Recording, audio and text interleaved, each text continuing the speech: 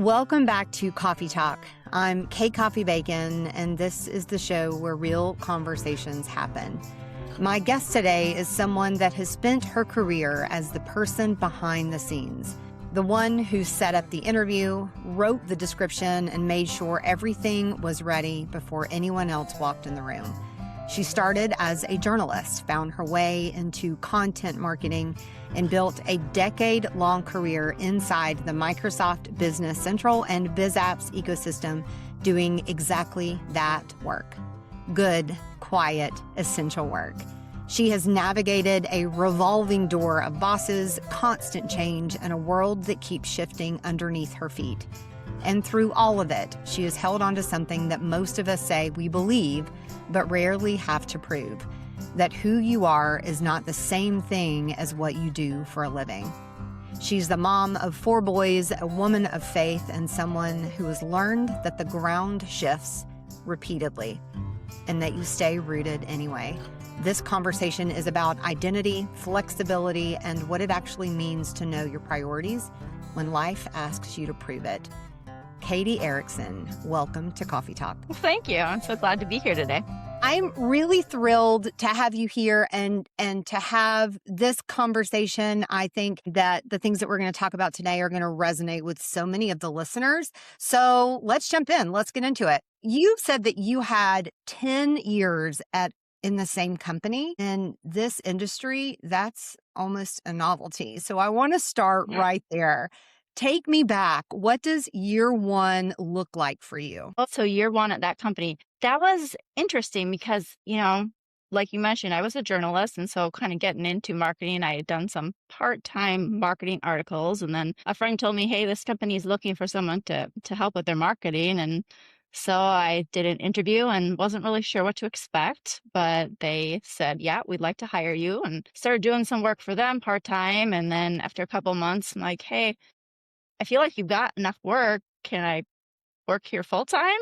And he's like, oh yeah, I thought you just didn't want to do full time. We definitely have enough for you. So kind of just kept doing whatever marketing work they had to do. And it's just grown and grown since then.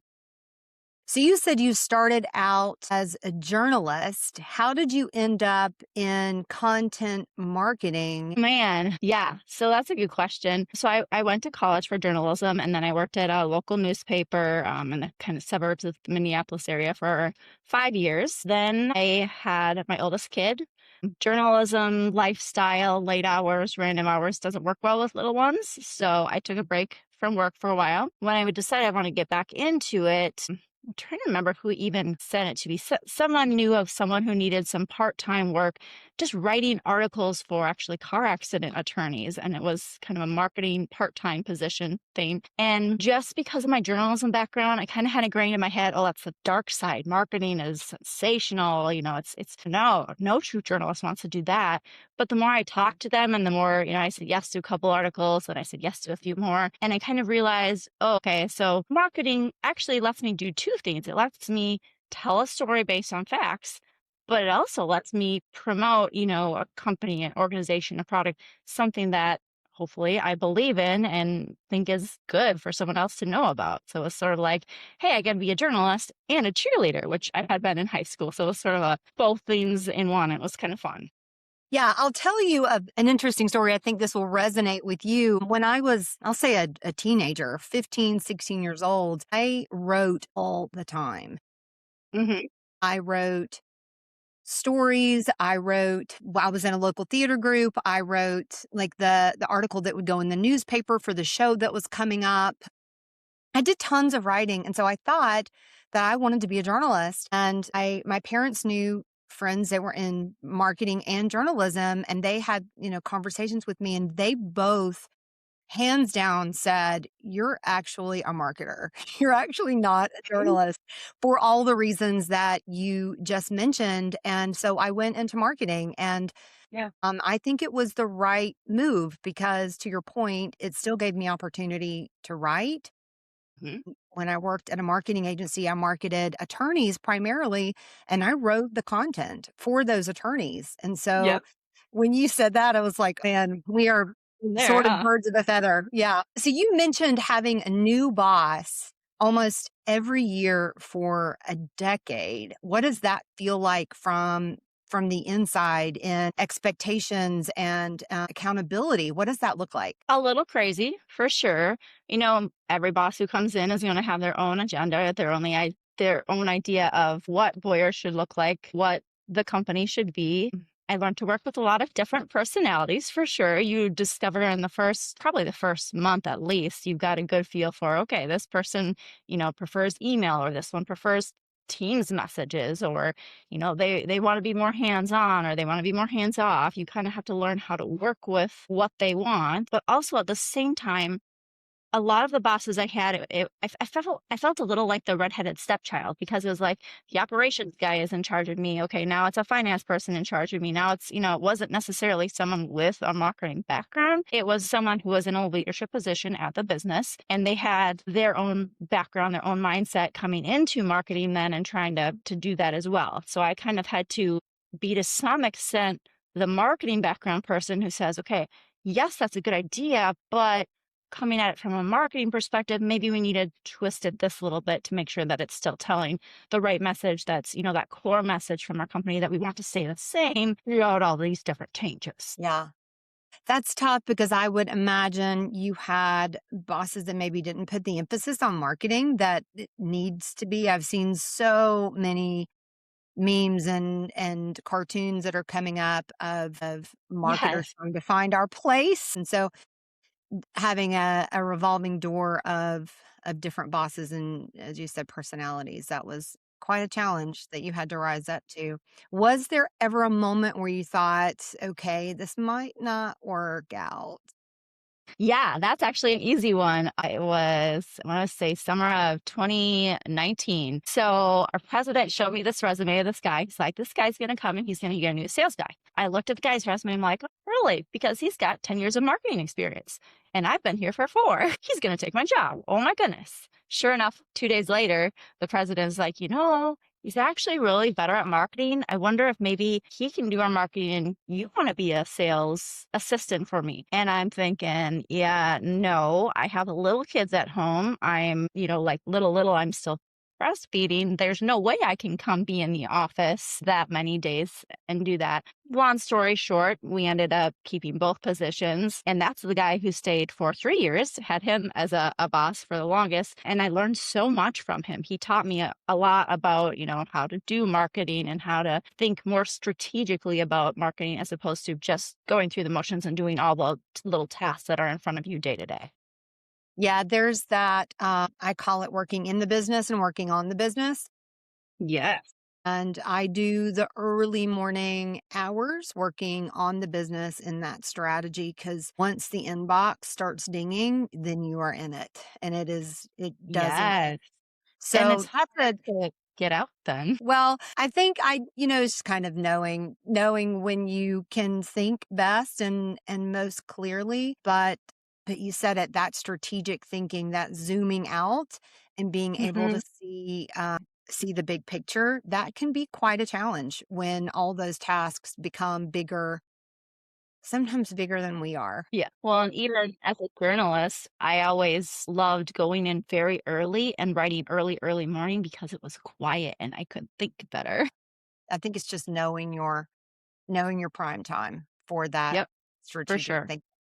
Yeah. And knowing too when it's time to step away. Like, okay, Yeah. my brain is working now, time to go do something else. You said something in your bio that I really love. It sounds so simple, but I don't really think it is. You said, I'm more than my job. I want to pull on that thread a little bit because I think it's all balance, right? When did Yeah. you first have to remind yourself that you were more than your job? Ooh, that is a really good question. I feel like I've had to do that all my life. Even when I was younger, I'm more than, whatever my identity. I think, as a teen, I was a high school cheerleader and I was the oldest of five kids. And even that, you transition, right? Life is all about transitioning and moving into different areas and different parts of your life. And you kind of have to hold loosely to whatever your identity is at the time because it's very likely to change. Same was true when I was a journalist. So I did that for 5 years. But even during that time, I had in the back of my head, someday I'm going to want to have kids. And this type of work, at least for me, isn't going to work very well with that just because the hours are a little crazy. I know I need to hold loosely to this and not let it define me 100% because otherwise, when I go do something else, I'm not going to know how to make that transition. And I think I've had to do that throughout work as well. Probably one of the ones that sticks out to me the most. It was very heartbreaking at the time. I was just working part-time doing some marketing articles. And I remember when I was sitting at the kitchen table writing an article and trying to get it done for my deadline. And my oldest was, I want to say like 6 or 7 at the time. And, he liked to talk. He came up to me and he was chatting about something or other. And I was probably a little bit tense and a little terse with him, said, I'm sorry, I'm working right now. And he just started crying. He's like, but Mom, I just want to talk to you. And that moment has stuck with me ever Oh, since wow. because, like, okay, priorities, right? Your work cannot be your priority, especially if you're a mom. You've got children who are going to grow up and be gone. Work is still going to be there. You need to be able to invest in your children, invest in the people around you more. Even, that might be work as well. That might be investing in your coworkers and just talking about life and not just, our next deadline because there's so much more to life than your job. And I guess that was one moment that definitely stood out. We had a little pre-chat before I hit record, and I was saying that, my daughter is home from college. She's a rising senior, and I know that my time is short. I know my time is short with her. She's going to graduate. She's going to move into career. So she's home this summer and has an internship. She's done at noon every day. And there are some days about 2 o'clock, she comes in and she's like, I'm going to the pool. And I say, well, I'm going with you because Mhm. for that very reason, because Yeah. the time is so short and the work will always be there. On the flip side of that, when she's my youngest, when she left for school, I kind of looked around and was like, well, what am I supposed to do now? Right. Right? Because Weird.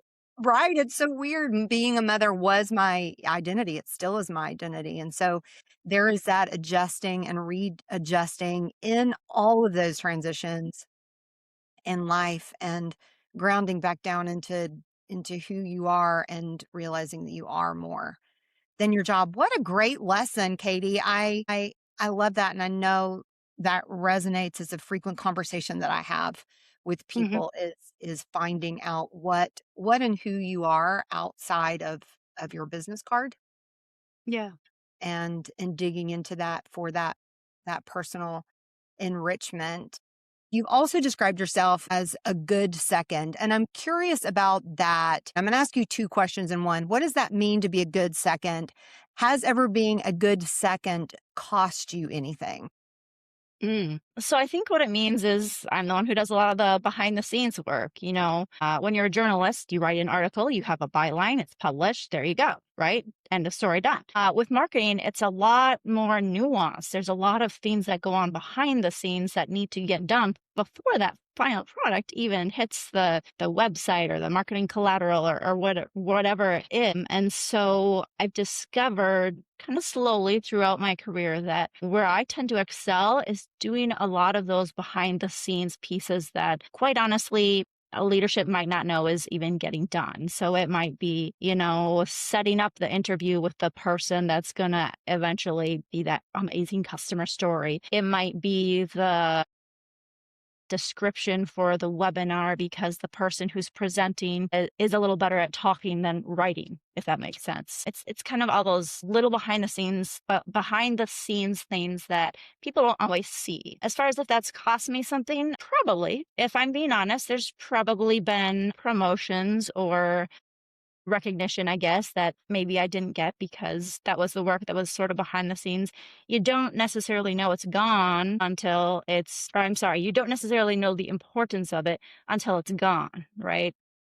And honestly, I think that's a good thing. You don't want the person who's the second. You don't want those behind the scenes to shout, here I am, because, well, then they're not doing their job. They're supposed to help everything just flow better. And so that people can focus on whatever the star of the show might be. If that's, your finished demo or your finished great piece of marketing collateral that everyone's coming and visiting and seeing. One of the things that I really love about this conversation and a feeling that I'm getting from you is the the confidence that you know who you are, and you know the role that you fill, and you know the good work that you do. Some of your statements, again, going back to I'm more than my job and Yeah. I'm a good second. Like, you've also talked about your faith and how you describe yourself. You're very centered. And that,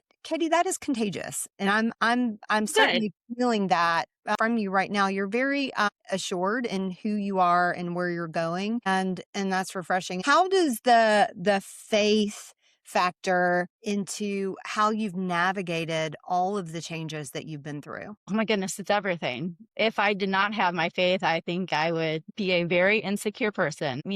I think most women do struggle with insecurity in some shape or form. I definitely did when I was younger, and I still do some, but every time I do, I remind myself, like you mentioned, I'm more than my job.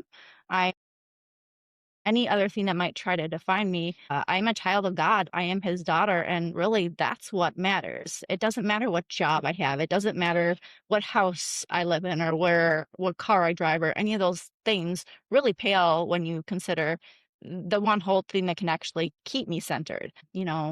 Our family has been through a lot. My husband has had PTSD. We've had times where we've moved cross country several times, actually, and just all sorts of different changes. We've got to have that one center. Otherwise, you're never going to be able to manage life if you just everything is everywhere all the time. The faith is the connective tissue that holds Mhm. it all together and keeps everything moving. And it's 100%. yeah, it's very important. So, what does putting the most important things first look like for you on a Tuesday, on just a regular day? Well, thing is that on my work calendar, I had blocked off 3 through 5. So it doesn't mean I'm not going to do any work at all after 3 on a work day. But what it does mean is I'm going to try to steer away from meetings, mostly because that's about the time my kids come home. And I have 4 boys, 3 of them are teens. And if you don't catch them when they're ready to talk to you, you've lost your chance. I'm sure you know that as well. You got to get them when they're ready to chat because they might come home and all of a sudden they want to tell me about their day, and I've got 5 minutes to listen and hear about their day and see what challenges they had or what exciting things happened to them. And if I'm on a work call and I want to try to go talk to them at 5:30 or 6, no, by then they're off in video land world, right? So that's one thing that I've done that has actually been very helpful for me to make sure that I'm prioritizing the people around me. That's a great tip for someone that may be just entering into parenthood. I had a conversation with somebody not too long ago, and she asked me, what's one piece of advice you would have for me? I'm about to have my first baby, and that's a good one. I mentioned my kids are big, but if they are home and they come into my office, I do everything I can to step away from the computer and just Yeah. sit down with them and make eye contact and have a conversation. That conversation might be 10 minutes, but chances are if I go to them later echoing what you said, the moment has passed, and who knows what they wanted to tell me in that 10 minutes. And I kick myself every time if I hmm don't put it down. That eye contact is huge. It's one of those tiny little things you don't think about. But if I'm trying to sit here and write while also, no, they get that. They're like, okay, mom's not making me priority. I'm going to quit talking. You have to actually stop, turn away from your chair, look at them, and focus on them. I want to go back a minute ago because you said something about some of the transitions that you've been in your personal life, going through some job changes, some health scares. Is there one chapter that was harder than the others? Um, well, I think there were. couple that were more difficult for me. So I grew up in Minnesota and my whole family's there. And I want to say 2010, I think my husband and I decided that we were going to move to Washington State. At the time, he was going to be a missionary pilot. So we moved cross country with, at the time, a 3-year-old and a 1-year-old. So first time I had ever lived away from my family, and we didn't really have a whole lot of money because, like I said, we were trying to do sort of a little bit of a missionary training type of thing. So that was very difficult because I didn't have all my, support system that was at home. And I also didn't know where the next paycheck was coming from. So Mm. talk about stress when you've got 2 little ones and you're trying to determine, can I buy diapers this week, or am I buying laundry soap, or am I buying, cheese sticks? It was extremely stressful. But at the same time, it taught us very clearly to rely on God, because we would randomly get a check in the mail from somebody who just happened to know what we were doing. And, it'd be just enough to go get those few essentials that we'd been holding off on. Or my husband would get a few extra days' work at the U.S. Air Force Base there, something like that would just kind of pop up right when we needed it. Never earlier. I like stability. So it just unnerved me to no end that it was not, okay, I know what's coming. I know it's coming. It was always kind of, oh, well, now you need it. Today's the day you were going to be over, but now it's just in the nick of time. So that was a huge one. And then there was a time a couple of years later where our whole family was in the hospital for one point or another. I had given birth to my third child. My husband was in the hospital with a gallbladder that went septic. Our kindergartner had pneumonia. He was in the hospital for a couple of weeks. Our 3-year-old freak accident broke his femur bone. He was in a spica cast for 6 weeks. It was all in the same year. And it was a very rough year, but I also met some of my closest friends who I still talk to frequently because they were there for me when I needed them. They let me be vulnerable, which is not an easy thing. It's, you kind of have to force yourself to be vulnerable and accept help. But they were the ones who were there to help us and encourage us through those areas. Yeah. So I think those are a couple. Yeah. Yeah. Those are big life changes. Those are big life pivots. If you had to say during this season, I learned this lesson, what would that lesson be? To be patient. I hate that word so much, but it's true. You have to be patient, and you have to trust, and you have to be willing to go with the flow sometimes. You can't do much about it. Sometimes you're in situations that are out of your control, and you just gotta sit and wait and do what you can, which usually is just trust. Then, I mean, just the pattern of life, you can go from those pivots and those difficult times to, mountaintop experiences, and there's lessons in those too. What would the lesson be from the top as well? I think don't take it for granted. It's very easy to get to that top and get really comfortable and just sort of take it all for granted that, our family's all going to be healthy. We're going to have stable income, all these things that, we're used to. And it can fall just as easily, and actually quite a bit easier and faster than building it up. And so just not even being prepared for the worst, I wouldn't say that, but just knowing that, don't take it for granted. It could all go away, and know who you are when it does all go away. Yeah.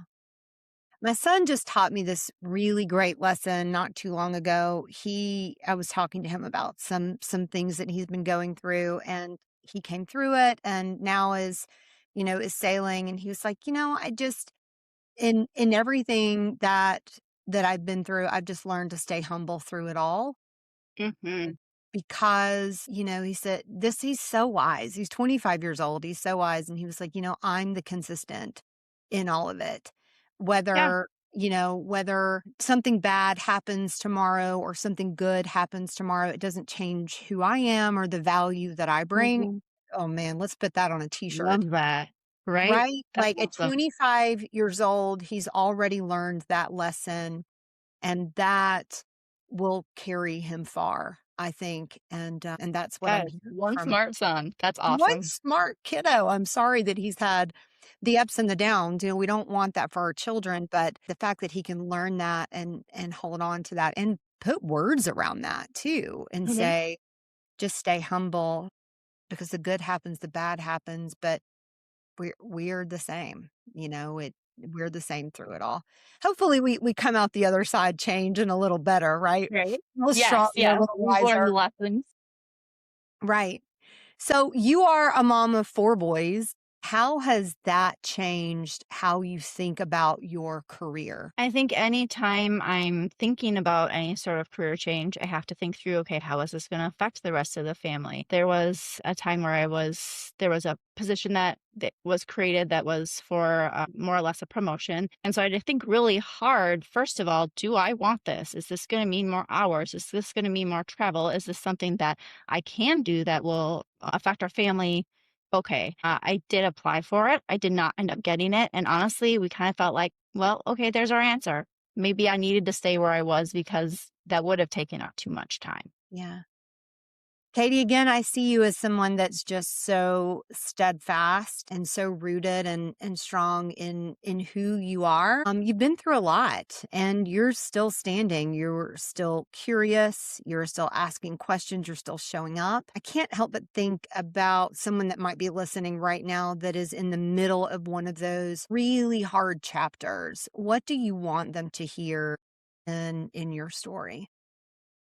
I am actually back in one of those chapters myself a little bit. My position was eliminated after 10 years. So I am kind of back to, okay, wait. Like I said, my job doesn't define me. Now I'm having to put that in action, right? Remind myself that, okay, it doesn't define me. I need to find something new now. And what do I even want that to be? Do I still want it to be marketing? Do I still want it to be in the Microsoft ecospace? Still figuring that out a little bit. But a few things that I've had to keep reminding myself are, again, I'm not my job. That's not what defines me. It can't because number one, I don't have it anymore. And number two, I've got to be able to exist without that and be able to still know who I am and love who God made me. I think a part of that also is being flexible. There's life happens. Life is always going to happen. There's always going to be good things and bad things, but the one constant is that there's always change. And that's a little bit difficult, but also means, you got to be flexible. You got to be able to handle it when those curveballs come, be able to handle the waves that are jumping up and down and be willing to bend, not break, but bend. And then know your priorities. Know what of those things am I going to hold on and never let go? What of those things can I let go away or break or whatever? And what is going to be most important? For me, that's my faith and my family. And those are the two things. Any new job I get, that's going to have to be what I focus on. Is this going to be compatible with my faith? Is this going to be compatible with our family and our lifestyle and being able to still be there for my boys as they're teens and starting to take that next step toward, I need less of you, but I still need you when I need you. Right. I know. Okay, so what kind of role are you looking for right now? What do you envision yourself stepping into next? I think I still want to do marketing. And I think the part of it I like the most is content. You mentioned writing earlier. I love writing. I love writing so much. And I love being able to tell people stories. For me, that was always the most fun part was I've got a customer who's happy and willing to tell me their story. I want to shout it from the rooftops and tell why our company is so amazing and why this customer chose us and why they love working with us. And I want to be able to do more of that, whether it's for another Microsoft company, whether it's for, I don't know, maybe I'll end up doing my own thing and work for a few different companies doing a little writing here and there. Maybe even for my husband, he started an apparel business earlier this year. And so we're starting to talk through a little bit how that might look if I were to do more marketing for that and just even telling the stories of the people whose shirts he's made has been really fun. This silly little thing, but he's been able to put shirts together for our little neighbor girl who has a disability, kind of an awareness campaign shirt. And so I was able to then tell her story a little bit. And that was super fun and exciting. So Huh, now I'm curious. Tell me more about that and what he's doing. So he got it. It's called a DTF printer, and he got a commercial grade printer right around Christmas time, and he's been doing shirts for a few different organizations, nonprofits, causes in the Springfield, Missouri area. Oh, actually, I think Am I wearing the shirt? I am. Look, it's Della I love Supply it. Company. There you go. That's his Yeah. company. But yeah, it's one of those things where it started out as a hobby, and then he started doing could actually become a business and he's really enjoying it. He's done some shirts for a few churches around. He's done some shirts for VBS. It's basically a church's 1 week big kids ministry thing. And he's just been able to have a lot of fun with helping bring someone's vision to life, create a design for them that they love. And then, we can give that to them and then they can go tell their story with that. And it's a fun way to be a part of their unique story because I think every person, every organization has their own story to tell. It could be as simple as, we deliver on time, or it could be as poignant as for our little neighbor girl. It's believing in Blakely, believing that she can overcome the adversities with this disability that she has. It's really fun to be able to be a part of each of those little stories. Yeah. Well, it sounds like you're drafting up a marketing campaign right now. I can already hear it. I can already hear the threads of it. So exciting. I know that is so exciting. And, I love entrepreneurism. So I love that journey of having an idea and putting a plan around it and executing, and then seeing the customer stories come in, seeing that little girl's face light up when you've met a need of hers, and then retelling that stories. I think you're a perfect person to do that.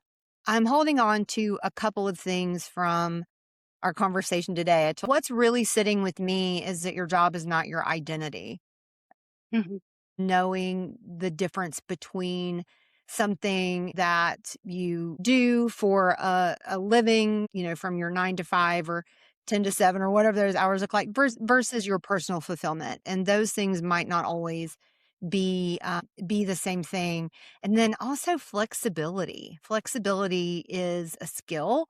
It's not necessarily a personality type. It's definitely something that we learn through the hard stuff that happens. For me, it's one of those things where I've learned a lot from my husband. He's a lot more flexible and spontaneous than I am. I like a schedule. I like to know things. I'm a planner. The uncertainty or unknown is not my cup of tea. And so I've definitely had to learn how to kind of let go, take a Yeah. breath, and kind of go with the flow a little more than I might actually want to. Yeah. Well, Katie, thank you for showing up today and sharing so much of your story, being so authentic. I think the things that you shared are commonalities of things that we all go through, especially in our Mhm. hardships, and the things that we can learn, and how if we lean into it, we can let those things change us and make us better.